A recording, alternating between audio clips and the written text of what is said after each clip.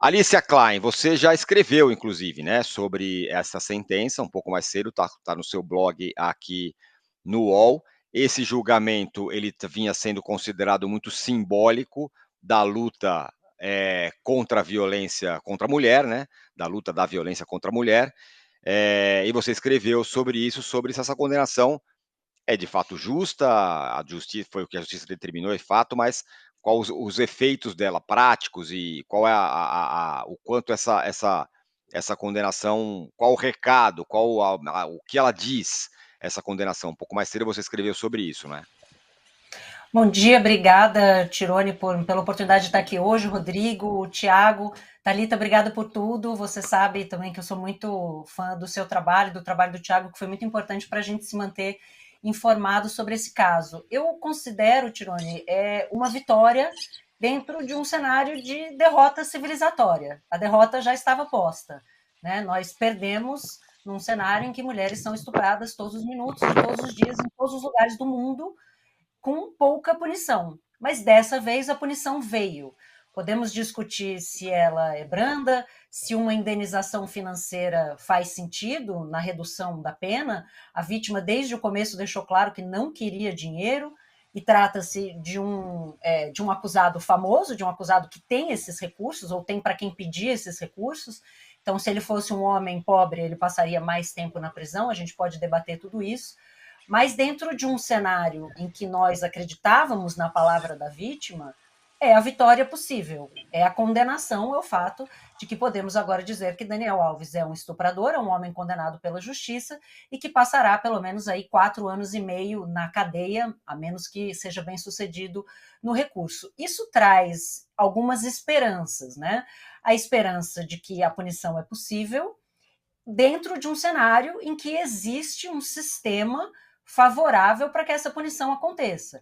Tudo isso só foi possível, primeiro, pela coragem dessa mulher de denunciar, mas também porque havia protocolos. Havia um protocolo na boate, havia uma nova legislação na Espanha que favorecia essa denúncia, havia um hospital, havia um policial que orientou a vítima para que fizesse um corpo de delito, haviam leis, havia justiça, para que havia um cenário para que a justiça fosse feita, um cenário que, por exemplo, manteve o Daniel Alves preso, impedindo que ele voltasse, por exemplo, para o Brasil, como fez o Robinho, que foi condenado, mas não está preso.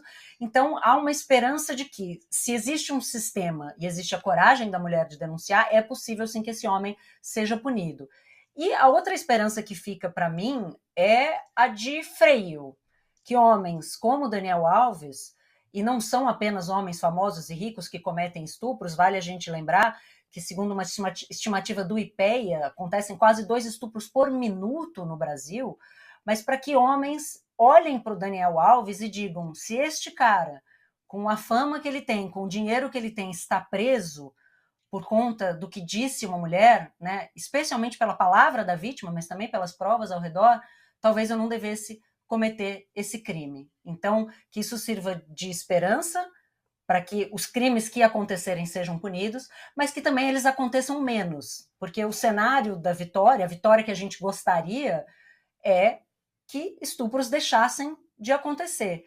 E eu fiquei pensando, Tirone, assim, como é que eu explico essa analogia, né? É uma vitória dentro de um cenário de uma derrota. E eu fiquei pensando, né? O seu time cai para a Série B. Você quer vencer a Série B? Não. Você gostaria de estar na Série A. Minha Série A seria não haver mais estupros. Mas essa, infelizmente, não era uma opção hoje de manhã. Então, a opção que a gente tinha, a nossa Série B hoje, a nossa vitória possível, era o Daniel Alves ser condenado. E isso aconteceu.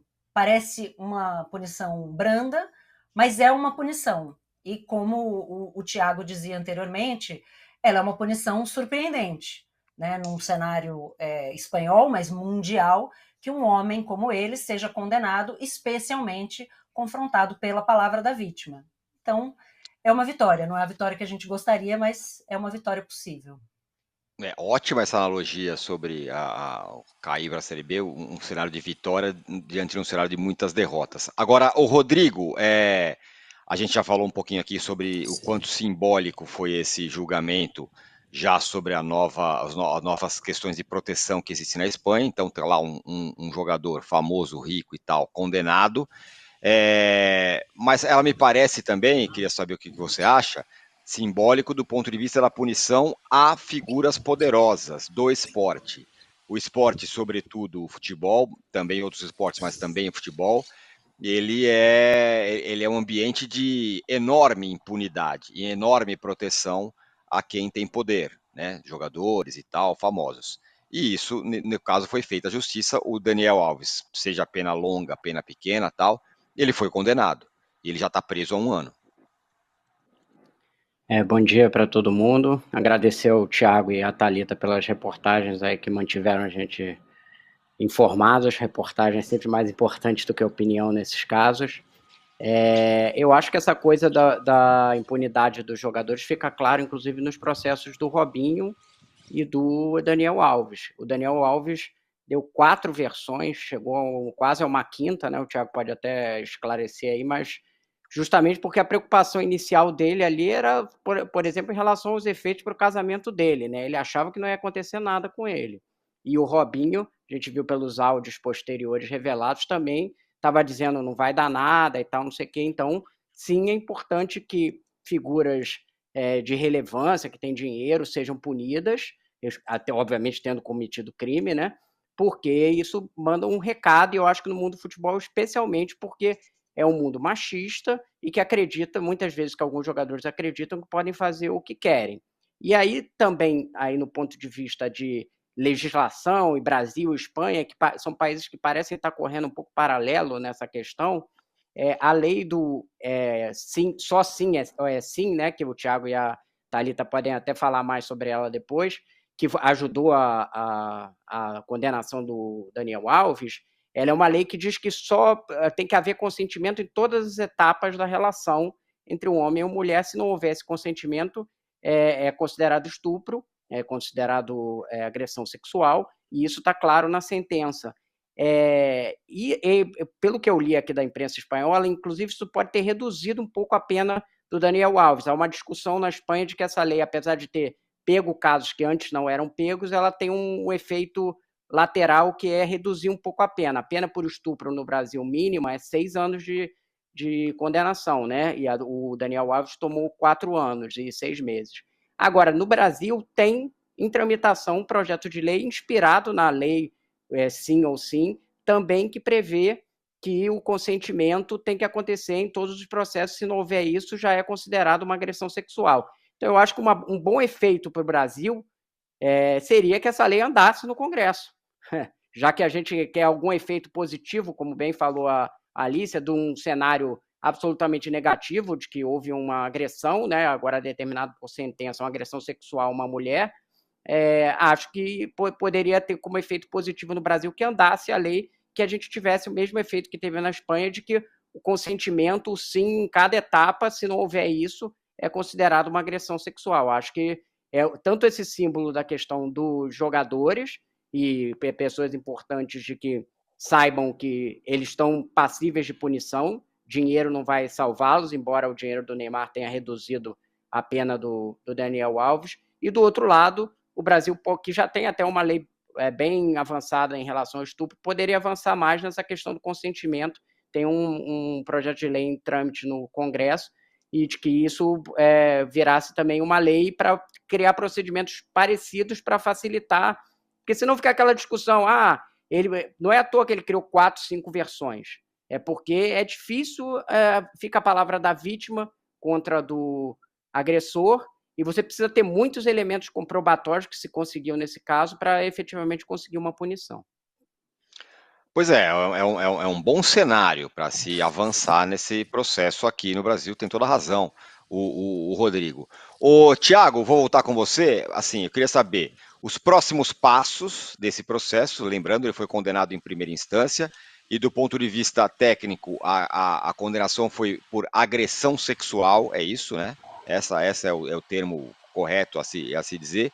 E quais são os próximos passos daqui para frente? Pode ter recurso de um lado, pode ter recurso de outro. Vai para outras instâncias? Como vai funcionar? Pois é, Tironi. A advogada do Daniel Alves disse aqui atrás de onde a gente está agora, há alguns minutos, que recorrer, que ela acredita na inocência dele, e a primeira instância de recurso é o próprio tribunal aqui da Catalunha e a Tribunal Superior da Espanha. Então a gente tem mais capítulos pela frente ainda nesse caso do Daniel Alves. Ainda existe uma dúvida se a acusação também vai recorrer da sentença, por acreditar que seja uma sentença muito branda.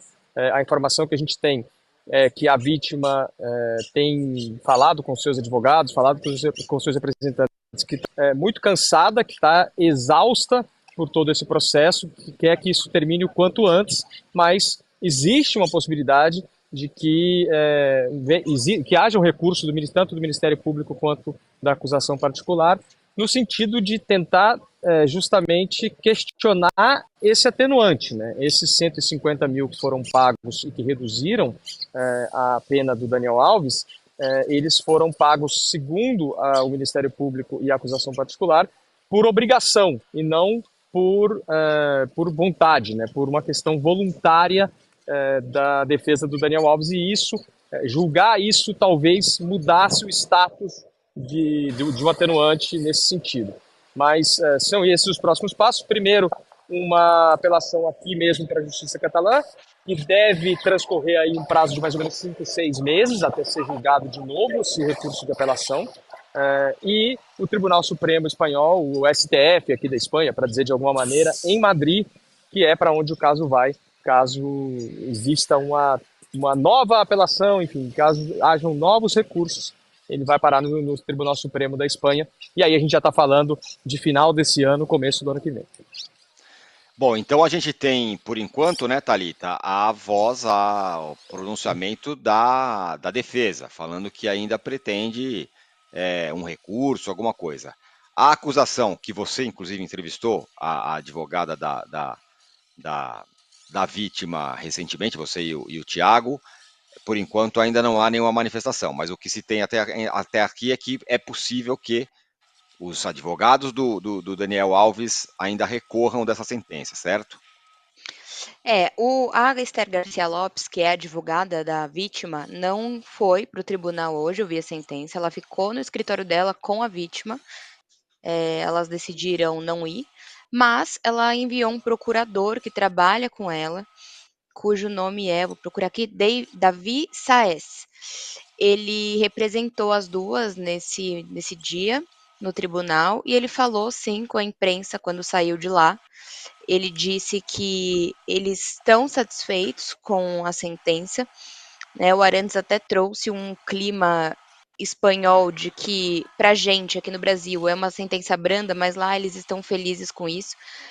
A acusação disse que está satisfeita, porque é uma sentença que reconhece a verdade da vítima e o sofrimento dela. Mas, ainda assim, eles disseram que vão ler a sentença com calma, que vão analisar tudo o que foi colocado ali, para ver se vão querer apresentar recurso ou não. Então, esse foi o posicionamento do procurador da Esther. Ela ainda não se pronunciou, mas agora a gente vai aguardar. Eu acho que eles devem. Agora é ler de fato a sentença, né? Detalhar o que está ali, pegar coisas que eu acho que eles podem questionar e ver se vale de fato o esforço e atenção de questionar uma sentença, de entrar com um recurso. Mas uma coisa que o Rodrigo falou que é interessante, eu não sei, claro, né? Toda a gente está especulando, mas eu não sei se realmente houve uma sentença branda devido ao fato de a mulher ter ido até o banheiro, se isso pesou ou não, porque na sentença eles destrincham muito o fato de que o consentimento deve ser dado a cada ação do ato sexual. E eles detalham, inclusive, isso. Então, se você começou a ficar com uma pessoa e essa pessoa te toca e você dá o consentimento para isso, você precisa dar o consentimento para ela avançar cada vez que ela avança dentro do ato sexual. Então, isso foi destrinchado na sentença. A gente está publicando agora no UOL a íntegra da sentença para quem quiser ver. Mas isso ficou bem firme, assim. Então, me parece que eles colocaram a lei que foi alterada em 2022 em prática. E esse foi o primeiro caso de repercussão em que eles fizeram isso. Bom, então tá dado o recado da Thalita aí, no UOL vai ser publicado a sentença na íntegra, dá para todo mundo dar uma lida lá e ficar bem por dentro dos detalhes, né? E acho que essa é uma questão bem importante, né? Como destrincharam tudo o que aconteceu e foram um monte de depoimentos que aconteceram ao longo desse período para explicar e exemplificar o que aconteceu, o que não aconteceu, onde houve consentimento, onde parou de haver consentimento, e acho que isso parece ter sido determinante na sentença, como também, Alicia, foi determinante na sentença, como isso está explícito em tudo que a gente já viu sobre a sentença, o fato do pagamento da indenização, que neste caso foi pago pela família do Neymar, ou Neymar, ou quem quer que seja. O que me dá uma sensação de quase que um contra-exemplo dessa história toda, né? Se a gente acaba de falar que é muito simbólico porque um jogador poderoso, famoso, acaba de ser condenado. Por outro, também essa questão do Neymar ter pago essa sentença dá uma sensação de como os jogadores estão ali como numa confraria em que entre eles tudo pode. Quando você for pego numa coisa dessa, eu vou te ajudar, né? Não importa o que seja, né? Sem dúvida, Tirone. Essa é uma das sensações que traz desesperança, né? Que é um pouco desse pacto, né? Eu tô junto contigo, se acontecer e você por um acaso precisar de ajuda, eu tô aqui, né? Eu sou seu parça, até se você for um estuprador. Então, eu me preocupa bastante também o quanto, quando a gente entra nessa discussão, e a Thalita levantou bem, o quanto essas coisas às vezes são tratadas como atenuantes, né? Ah, mas ela foi para o banheiro com ele e tal. É muito importante a gente olhar para essa sentença, que o UOL agora vai publicar na íntegra, e entender a violência do ato que aconteceu. Independente do fato se ela topou ou não estar com o Dani Alves, se ela topou e não entrar no banheiro, a sentença diz muito claramente que ele a agarrou abruptamente, a atirou no chão, impedindo-a de se mexer, penetrou-a pela vagina, apesar de ela ter dito que não queria. Isso é de uma violência, gente, é de uma brutalidade que precisa ficar claro quando a gente discute esses assuntos. Então, por mais que Neymar, pai, família de Neymar em si, acreditassem na primeira, segunda, terceira, quarta ou quinta versão de Daniel Alves, a gente está falando de um caso muito grave, muito brutal, que parece muitas vezes ser tratado com alguma leveza pelo fato de ser um cara famoso que pegou uma mina numa boate, que devia estar querendo ficar com ele porque ele é famoso e ele é rico. Sendo que ela, durante todo esse processo, teve a sua identidade protegida e deixou muito claro que não queria esse dinheiro e, obviamente, ninguém quer ficar famosa por ter sido estuprada. Então, essa sensação de proteção, de rede de apoio, de rede de segurança, de pacto, ela fica clara nesse caso. Quero ver qual vai ser a reação, se é que haverá uma, e declarações do Neymar e seu staff, ou do Neymar pai, sobre a condenação, se eles seguem ao lado do Daniel Alves, haja o que houver, ou se isso vai trazer alguma mudança.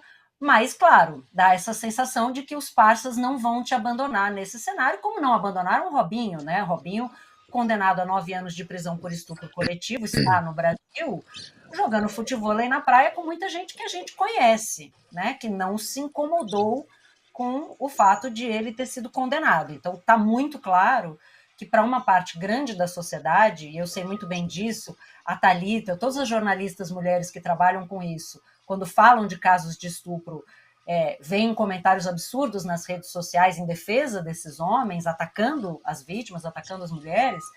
Está claro que uma parte da sociedade vai sempre condenar a mulher. Não importa que haja provas, não importa que ele seja condenado, mas o fato é, a lei não deixou passar, né? O Neymar e seu staff podem passar pano, inclusive transferir aí quantias, né, fortunas em euros para ajudar os seus parceiros, mas a sociedade não vai passar pano como um todo, e a justiça não vai passar pano, e as empresas não vão passar pano. Né? Daniel Alves reclamava que perdeu todos os seus contratos publicitários, coitado, e é isso, ele vai pagar pelo que ele fez, vai pagar menos, porque contou aí com a ajuda financeira do Neymar e seu staff, mas vai pagar. Então, não confesso que não me surpreende, sabe aquela figurinha assim, abala, mas não surpreende, que uma figura como o Neymar se coloque ao lado do Daniel Alves, a família do Neymar se coloque ao lado do Daniel Alves, mesmo no caso de uma acusação tão grave quanto essa de agressão sexual. Além do Neymar, que é claro que é o caso mais explícito, que é um apoio, inclusive um apoio financeiro que foi determinante para dizer quanto seria a pena, Rodrigo, existe também um outro ponto que é o absoluto silêncio de qualquer pessoa ligada ao futebol sobre esse caso, né? Vamos lembrar que há 3 anos atrás, em 2018, não sei se eu estou fazendo a conta certa, mas alguns anos atrás, o Daniel Alves foi para a Copa do Mundo, foi convocado, e o então técnico da Copa do Mundo falou que ele transcendia o futebol. E depois aconteceu tudo o que aconteceu, né? E desde então é um silêncio absoluto de todas os entes ligados ao futebol, seja a CBF, seja jogador, seja amigo e tal. O que se tem é o Neymar que ajudou ele a pagar essa indenização aí. Digamos que é quase um procedimento padrão, como estava dizendo a Alicia, né? Não foi muito diferente ali no caso do Robinho. Você lembra de alguém falar alguma coisa do Robinho logo depois que ele foi condenado em trânsito em julgado na Itália? Algum amigo que se afastou? A gente vai ver fotos mais discretas, mas de vez em quando aparece um ex-jogador aí com fotos do lado dele, como a gente já viu, como a Alicia mencionou. Então, não parece ser uma preocupação. É, inclusive, meio estranho que o Daniel Alves precise de dinheiro do Neymar, porque 150 mil euros ele está recebendo até hoje do São Paulo, aí, direito de imagem, inclusive, o que é até, enfim... Quase 500 mil por mês por 4 anos, é o que ele está recebendo. Ou seja, dois pagamentos mensais dele aí do São Paulo pagam isso, inclusive direito de imagem. Quer dizer, o Daniel Alves, olha a situação absurda, condenado por estupro, está recebendo dinheiro de direito de imagem do São Paulo, ainda que atrasado. Mas é esse país que ele está vivendo. No mínimo, o São Paulo poderia, de repente, entrar e falar assim, olha, eu estou pagando direito de imagem aqui para uma pessoa que não tem imagem, não sei se tem algo no contrato do São Paulo, enfim. Estou aqui já especulando, não vou entrar nesse sentido. Mas é o tamanho da bizarrice que vive o mundo do futebol totalmente desconectado da realidade. Esses jogadores recebendo direito de imagem enquanto estão respondendo por estupro.